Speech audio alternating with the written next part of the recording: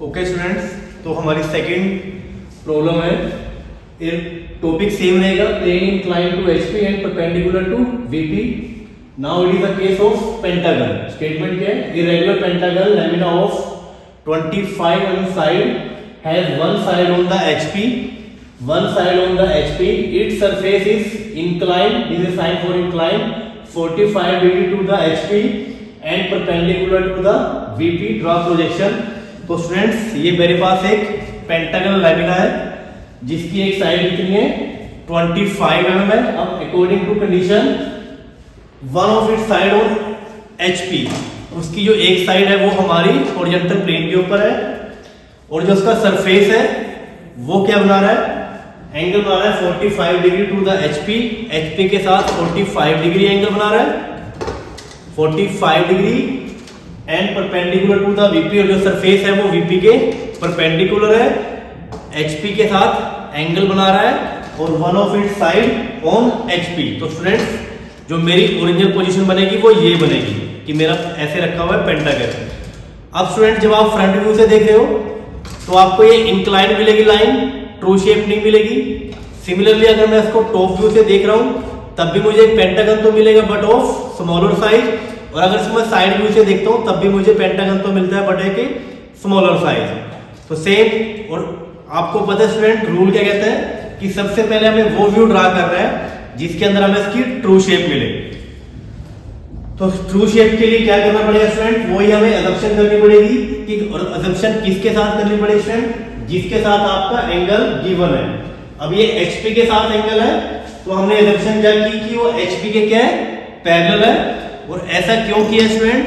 So that we can get a true shape. अब ये मेरी कंडीशन थी कि वो HP पे उसकी one of side is HP, surface makes an angle with HP and surface is perpendicular to VP। अब मैंने कंडीशन क्या अज्यूम की है कि जो सरफेस है that is parallel to HP। तो ये मेरा बन गया।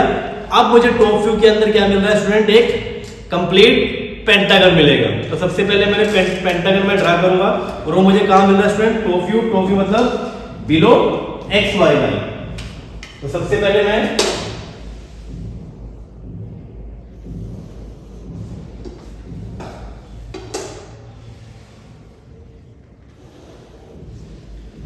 ये मेरी XY लाइन है। अब मुझे टॉप व्यू कहां मिल रहा है स्टूडेंट्स? XY लाइन के नीचे मिल रहा है और ये साइड के साथ रखा हुआ है स्टूडेंट, ये साइड के साथ। तो पॉइंट इज ये अपनी एक साइड के साथ रखा हुआ है। तो ये मुझे कैसे मिलेगा? ये साइड मैं अपने कैसे स्टार्ट करूंगा? तो ऐसे करूंगा तो मुझे ये साइड के साथ मिला।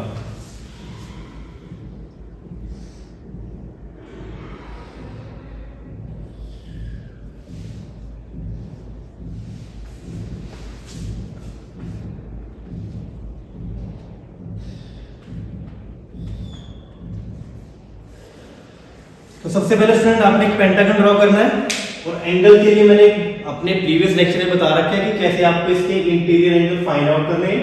तो ये मेरे पास टॉप व्यू आ गया। अब देखो स्टूडेंट ये टॉप व्यू किस कंडीशन में आया है? जब मैंने एज्यूम किया है। तो जो मैं इसकी नेमिंग करूंगा वो कैसे करूंगा? A1, B1, C1, D1 and E1। अब इसकी प्रोजेक्शन जाएगी ऊपर, मुझे इसका क्या मिलेगा? Front view. और फ्रंट मुझे कहां मिलेगा? XY लाइन के ऊपर। तो इसकी प्रोजेक्शन जाएगी स्टूडेंट,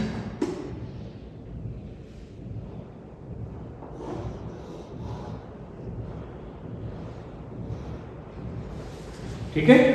तो उसका जो मुझे फ्रंट व्यू मिलेगा वो कहां मिलेगा? इस XY लाइन पे, क्योंकि ये मैंने क्या मान लिया है? उसके पैरेलल। ठीक है स्टूडेंट्स। अब इसकी नेमिंग करते हैं। अब यहां से देख रहे हैं फ्रंट व्यू है, टॉप व्यू। अब ये टॉप व्यू है, अब इसका मुझे फ्रंट व्यू देखना है। तो फ्रंट व्यू हम कहां से स्टार्ट करेंगे?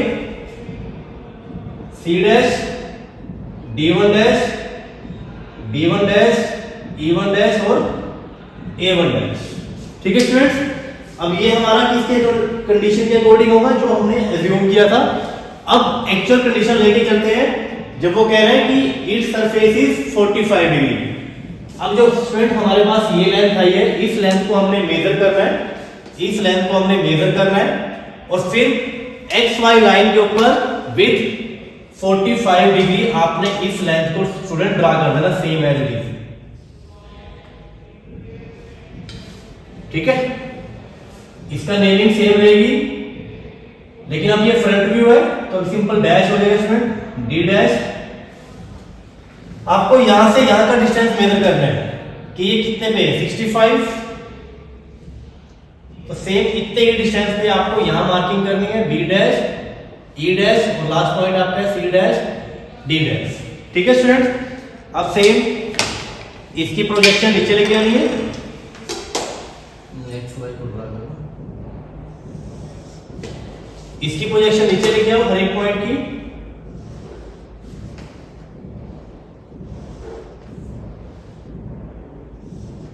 और जो आपका इस साइड बना हुआ है इसकी प्रोजेक्शन लेके आओ।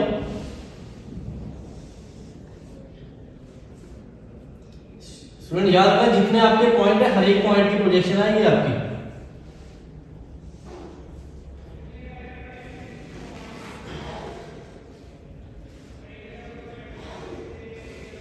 क्लियर स्टूडेंट्स, अब आपको क्या करना है, पॉइंट्स को आइडेंटिफाई करना है। कैसे करना है देखो, अब यहां से स्टार्ट करते हैं। ये आपका ए पॉइंट चल रहा है, सॉरी स्टूडेंट ये आपका ए पॉइंट है, ए डैश है ना, ए डैश। अब देखो स्टूडेंट आपका ए पॉइंट यहां से गया, ए पॉइंट यहां से आया, तो ये आपका कॉमन पॉइंट हो गया ए पॉइंट। बी पॉइंट यहां से गया, बी पॉइंट ये गया, तो ये आपका क्या हो जाएगा student, B point. E point की प्रोजेक्शन, ई पॉइंट की प्रोजेक्शन, तो ये आपका क्या पॉइंट हो जाएगा, ई पॉइंट। डी पॉइंट की प्रोजेक्शन, डी पॉइंट की प्रोजेक्शन, तो ये आपका क्या हो जाएगा, डी पॉइंट। सी पॉइंट की प्रोजेक्शन, सी पॉइंट, तो ये आपका हो जाएगा सी पॉइंट। अब आपको क्या करना है, बस इन पॉइंट्स को स्टूडेंट्स आपने ज्वाइन कर देना।